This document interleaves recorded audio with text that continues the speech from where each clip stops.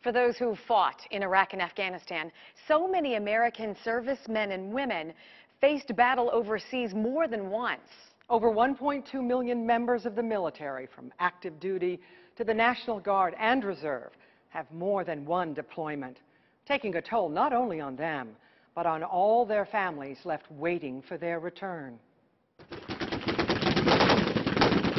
It is a helmet cam view of the chaos of Afghanistan. But according to Master Sergeant Mike Sears, this was a good day. September 29, 2012 was not.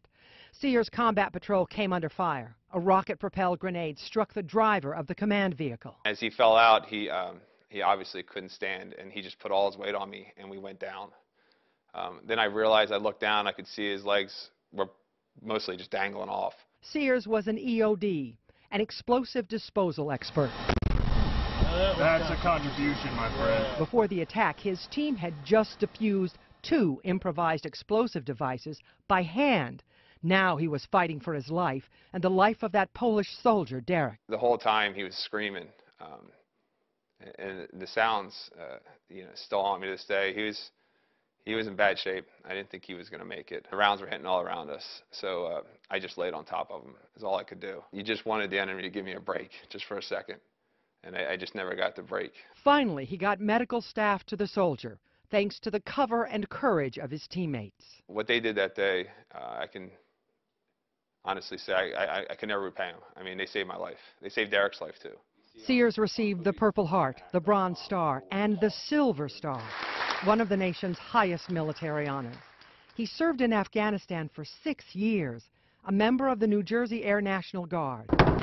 And this IED war took its toll. Going up on to vehicles that got blown up, that had Americans in it, it gets hard. He missed holidays, 2 of his children's births, and when he finally came home for good, his wife saw what diagnosed post-traumatic stress disorder and moderate traumatic brain injury had done.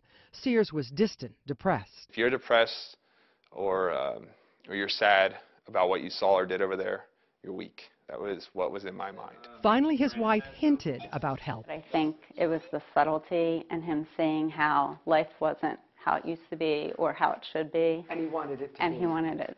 Finally, I went to the VA in Butler and talked to some people, talked to some vets, talked to a psychiatrist for a while, and she was amazing, and that's all it took. Just like Dr. David McPherson from the region's Veterans Administration says the majority of the post-9/11 vets have enormous resilience and do well.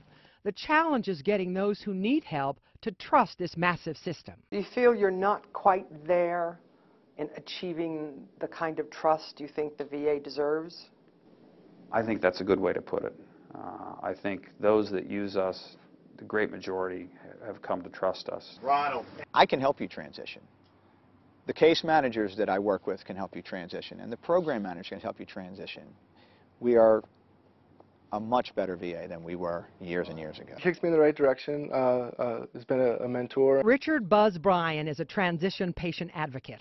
A Navy corpsman in Iraq in 2004, he knows how hard it is to come home. Everything you see on the street, piece of trash, a dead animal, just a common piece of garbage, you don't know what it is. Could be an IED. I don't have any feeling. An IED blew away half of Ron Strang's quadricep in Afghanistan. It was just red and bone in the middle. 13 operations later, and the former Marine had only 10% strength until a groundbreaking operation at UPMC.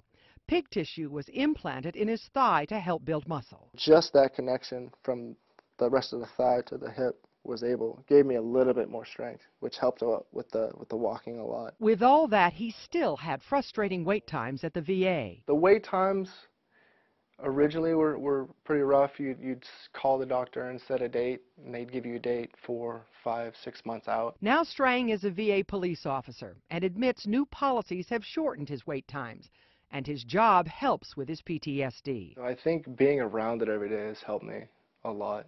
Just to be around other veterans, people that understand it.